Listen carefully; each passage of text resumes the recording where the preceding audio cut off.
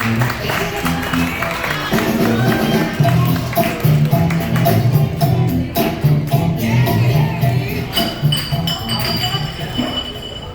wasn't my fault. All right. Give it up for our last guy up here. That was awesome. We're actually the diversity hires tonight.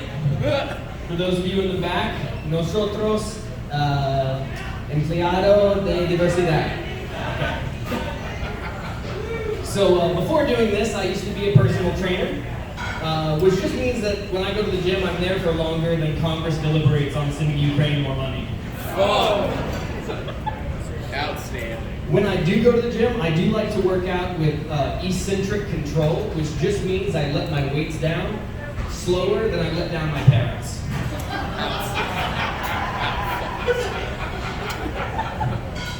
I got the opportunity a few years back to go to Rome, which was pretty awesome. I got to go on a mission trip with my father, and while we were there, we got to go to the Vatican, which is the Pope's church. And when you walk into the Pope's church, there's gold everywhere. The walls are plated, there's famous paintings and sculptures. Michelangelo made this, Raphael made that, and I didn't even realize the Ninja Turtles went to Rome. But underneath each of these pictures and sculptures, there's a little pamphlet there, and it says, "No touching." And I thought, it's about time the Catholic Church got on top of that.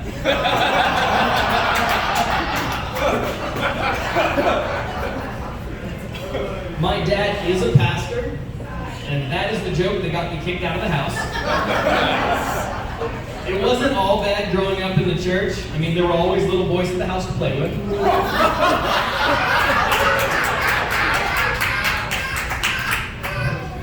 One thing that was a little rough, growing up, very strict household, my parents actually had me go to this like convention against drinking, right? It didn't work, but while we were there, they had these like guest speakers coming in. They had a lady who was like the victim of a drunk driving accident, right? And apparently, when she crashed, the airbag didn't deploy, so her head went into the steering wheel. And so she had like this disformed face. They tried to put it back together, right? But you could still kind of tell.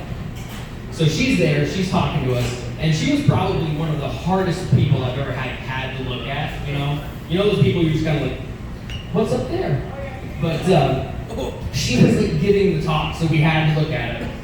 And part of her element was she actually brought beer goggles in, which I don't know if you guys know what these are, but they're basically goggles that go over your eyes, and when you're wearing them, it blurs your vision to simulate what it's like to be drunk. And so they had all these high schoolers line up, put the beer goggles on, and trying to walk in a straight line. And so I was in the back of the line watching, and I could see each and every one of these guys get up there, all cocky, I got this, stumbling all over the place. I'm thinking, I'm gonna get it when I get up there. So when I get up to the front, I put the goggles on, and I'm looking at the line, I'm like, I fucking got this. And I hear her talking, and I hear her say, all right, start walking. So I look up, and I see the most beautiful woman that I've ever seen in my entire life. And it was at that moment I was like, no, fuck, maybe they got a point.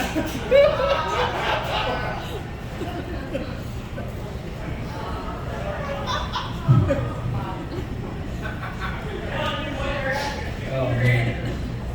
One thing that I've never really understood about the Catholic Church is what they have against gay people.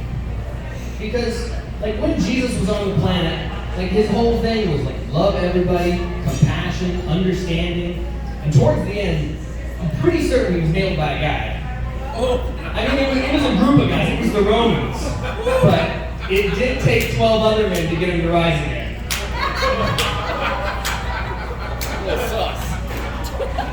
So my whole family, we're from the Midwest, right? Kentucky, Indiana. And we actually moved down to California early 2000s. So we had to pack up the whole house, move out.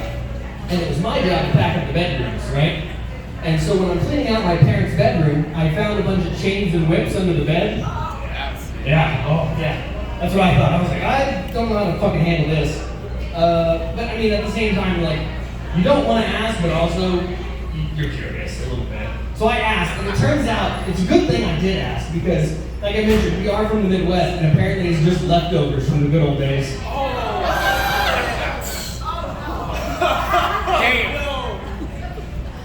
All right, let's get to a little safer topic. Caitlyn Jenner. So Caitlyn Jenner, obviously, she saw Leah Thomas win the 500-meter women's NCAA swim, right? And now she's thinking about competing in the 2024 Olympics. She's thinking about competing in the women's heptathlon, right? In the women's heptathlon, Caitlyn would only have to compete in 7 of the 10 events that Bruce previously won in the men's decathlon in 1976, right? Because even in the Olympics, women only get 70% of what a man gets.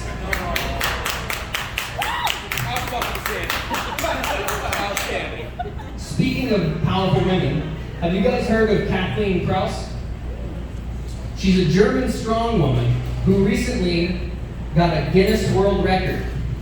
She did an amazing feat of strength where she folded and bent like iron frying pans. She rolled them up into like little burritos. She rolled 8 iron frying pans in less than a minute.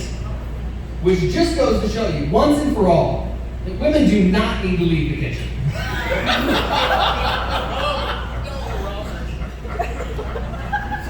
My girlfriend's here with me tonight, and despite that last joke, which she might not like, she has helped me with my fitness, right? When I first met her, I was a runner, right? That's all I'd ever done for cardio, but I would just go for a run. But she introduced me to swimming, and she was telling me that swimming is a great form of cardio, but it also helps you to take your mind off of things. So I took up swimming, to get the cardio in, but also to take my mind off of my grandmother's deteriorating health. And when I first started, I was awful. I couldn't breathe, my strokes were terrible, but slowly and surely, my strokes got better and better. I can't say the same for my grandma, though. She didn't have a stroke, guys. She actually got diagnosed with cancer. What a bandwagon, right? Cancer patients get all the cool stuff. They get all the walks for cures, all the 5Ks, and now they own the entire month of October, which actually gives them 3 more days than black people. But to be fair, 3 more days does not sound as good to a cancer patient. And if I'm honest with myself, I have always been a bigger fan of tits than our brother. Speaking of tits, did you know that you can actually buy human breast milk for consumption now? Yeah, that was crazy when I found that out. Do they advertise it the same way as like regular milk? Like, buy local, California girl milk. Do the bottles come with stats? Oh look, this is Deborah. She's 32, that's 1990, that was a good year. Double D's, that's nice. Vegan, baby, she's vegan, she's grass-fed. I know we always get Susie, but this is different, it's new. I don't want Tyrone, I don't feel like chocolate milk this month.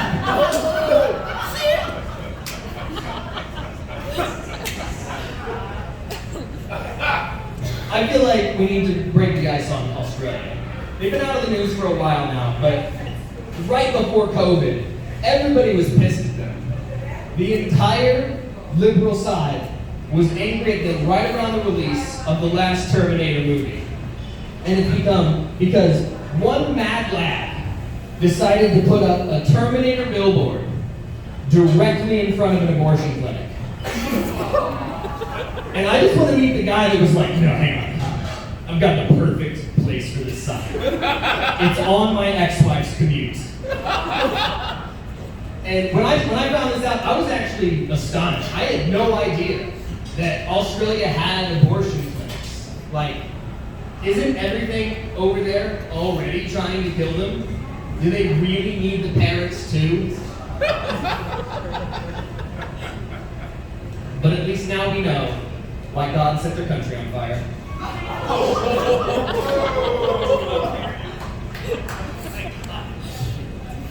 The United States Senate is talking about overturning Roe v. Wade. And honestly, I've got some mixed feelings about it because I've been with my girlfriend now for a couple of years, And honestly, our abortions have the cutest eyes.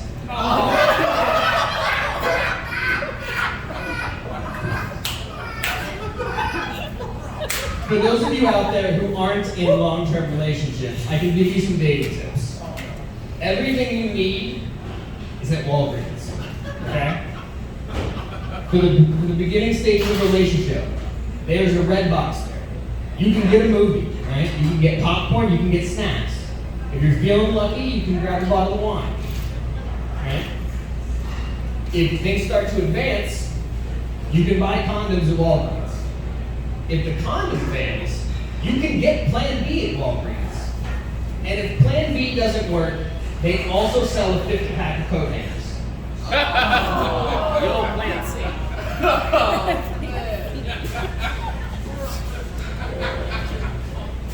Now for the weirdest transition in history, I have a very rich friend. And this guy, I have no idea why he's friends with me, but the dude owns like 8 gas stations, right? And he came to me a while back with an idea. And he said, listen, I want to open a gas station in the Middle East. Oh, shit. And I said, that's a terrible idea. One, they already have all the oil there, and they don't need you. And second, everyone over there is armed pretty heavily, so your odds of getting robbed are just astronomical. But he didn't listen to me. Why would he? And he went ahead and opened it anyway. And against all odds, he is making money hand over fist. He's actually become the most popular gas station in the entire Middle East. And it's mainly due to his marketing, right? He gets a majority of his business from the name. When you open a gas station in the Middle East, what are you going to call it? Saddam Gasoline? Lame. This guy saw the big picture, and he went with 9/11. Yeah, over here, he wouldn't make any money. He'd get boycotted and booed. He wouldn't make a dime. But over there, they fucking love it. It's their favorite holiday. So they'll go 2-3 times a day. So he's leaned super heavily into that on his marketing side. Instead of putting up just one price tower, he's actually put up 2 identical price towers right next to each other. And the only difference is when he changes his prices, the prices on the left tower fall first. Being the most popular gas station in the Middle East, he actually can charge a premium for gas. He charges $7.47 a gallon. No matter what the octane levels. Because no matter how good the gas is, it still won't melt steel beams. How fucking stand. Let's get a little political. The presidential election is going to come up again. Last year, there's a little controversy, right? You've got the 2000 Mules documentary, you've got the January 6th insurrection. A lot of stuff going on. I feel like in 2024 it's going to be the same thing, right? So I think it's about time that we revamped our election, right? No more electoral college, just a real, straight-out presidential race, right? The presidential election is already held in the same year as the Olympics. So after the Olympics are over, just line them all up. Have them run for it, right? First place gets to be president, second place can be vice president, and then Bernie Sanders can do whatever the fuck he wants to do. But it would be so much easier to see if there was any interference in the election, right? You'd be like, hey, why is Donald Trump getting warmed up by a trainer named Vladimir and Boris? Meanwhile, Bernie Sanders is getting warmed up by the entire Berkeley Athletic Department. Hillary's obviously using a body double, but no one's mentioning anything because they don't want to commit suicide next month. And then Joe's just having a nap. But then, before the race is over, the lights go out, and Joe's taking a nap at the finish line, and they say he broke Usain Bolt's record and actually won the race.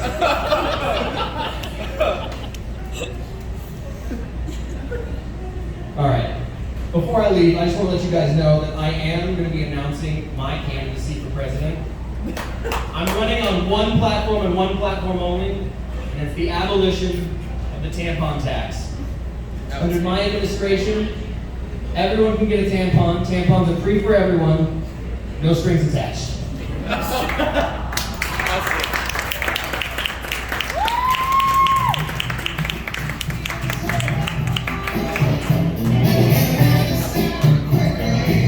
Robbie Cherry, everybody. Come on, you guys can do it. Come on. Sound good?